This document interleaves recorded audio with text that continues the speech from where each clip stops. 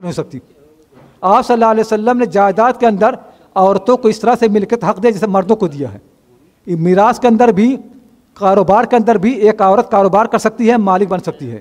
عورتیں مالک ہوتی تھیں، کاروبار کرتی تھیں، کماتی تھیں۔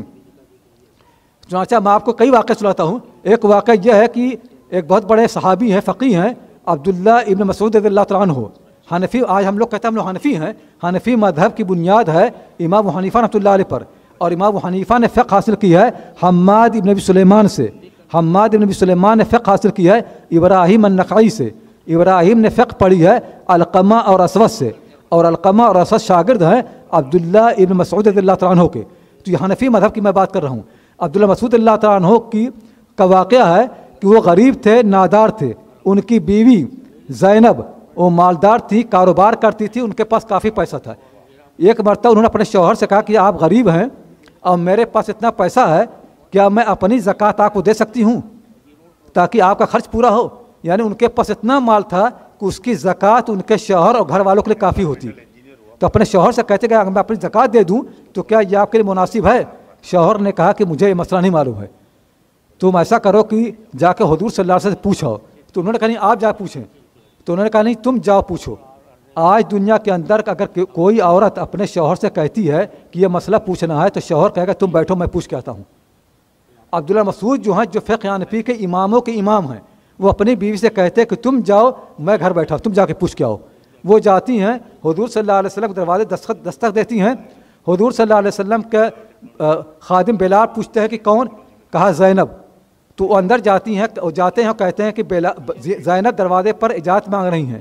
آپ صلی اللہ علیہ وسلم پوچھا ایُّ الزیانب، زینب تو بہت سی ہے، کون سی زینب؟ دیکھ لیجئے حضور صلی اللہ علیہ وسلم مدینے کی ساری زینبوں سے واقف تھے، عورتوں کو نام سے جانتے تھے۔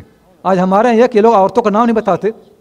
مجھے یاد ہے کہ میں حج کرنے گیا اور میرے پاس بہت سے لوگ تھے، مرد عورت بھی، سفر نامہ لکھ رہا تھا، تو ان مردوں سے میں نے کہا کہ اپنی عورتوں کے نام بتائیں تاکہ سفر نامے میں ان کا نام شامل کر دیں۔ انہوں نے کہا نہیں اس کی کیا ضرورت ہے، یہ کہہ دیے فلاں کی بیوی اور فلاں کی ماں، نام کی عورتوں کے نام کی کیا ضرورت ہے؟ حضور صلی اللہ علیہ وسلم کی ساری بیویوں کے نام ہم کو معلوم ہے، آپ کی ساری بیٹیوں کے نام معلوم ہے، نام میں کون سا پردہ ہے، لیکن ہماری جہالت یہاں تک پہنچی ہوئی ہے۔ حضور صلی اللہ علیہ وسلم پوچھا کہ کون سی زینب؟ تو انہوں نے کہا کہ زینب امرأۃ ابن مسعود کی بیوی۔ تو جا کے بتایا، پھر انہوں نے کہا کہ میرا مسئلہ یہ ہے کہ میں اپنی زکوٰۃ چاہتی ہوں کہ اپنے شوہر کو دوں، کیا یہ میرے لیے صحیح ہے؟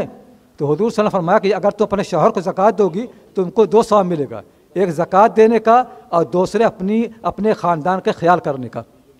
اس کے بعد سے حنفی مذہب یہ بن گیا ہے کہ ایک عورت اپنے شوہر کو اپنی زکوٰۃ دے سکتی ہے، جبکہ شوہر اپنی زکوٰۃ عورت نہیں دے سکتا، کیونکہ شوہر کی ذمہ داری ہے کہ اپنی حلال آمدنی، پاکیزہ آمدنی اپنی بیوی پہ خرچ کرے، اور عورتوں پر اپنے شوہر پہ خرچ کرنے کی کوئی ذمہ داری نہیں ہے، اس لیے وہ زکوٰۃ دے سکتی ہیں۔ یہ آج تک حنفی مذہب کے اندر ہے، آپ کسی کتاب میں جا کر کے پڑھ لیجیے۔ اور ان کا اس کا اہتمام تھا کہ جب میں کسی خاندان کے لوگوں کو مال غنیمت تقسیم کروں تو مرد اور عورتیں دونوں مال لینے آئیں۔ مرد نہیں کہہ سکتا کہ میری بیوی کا حصہ مجھ کو دے دو، میری بیٹی کا مجھ کو۔ بیٹی خود آئے گی، بیوی خود آئے گی، ماں خود آئے گی، کیونکہ جب آدمی اپنا پیسہ اپنے ہاتھ میں لیتا ہے تو اس کو احساس ہوتا ہے۔ اگر پیسہ شوہر کے ہاتھ میں گیا اور جب بھائی کے ہاتھ میں گیا احساس نہیں ہوگا۔ حضرت عمر نے مجبور کیا کہ گھر کی ساری عورتیں، یہاں تک کہ وہ عورتیں جو ابھی بالغ ہوئی ہیں، شادی شدہ نہیں ہیں، ان کو بھی حضرت عمر نے مجبور کیا کہ وہ گھر سے باہر نکلے اور اپنے ہاتھ سے آ کر کے اپنا حصہ لیں۔ یہ حالت، تاکہ عورتوں کو احساس ہو کہ جس طرح مرد مال کے مالک ہوتے ہیں اسی طرح عورتیں بھی مال کی مالک ہو سکتی ہیں۔ اسی طرح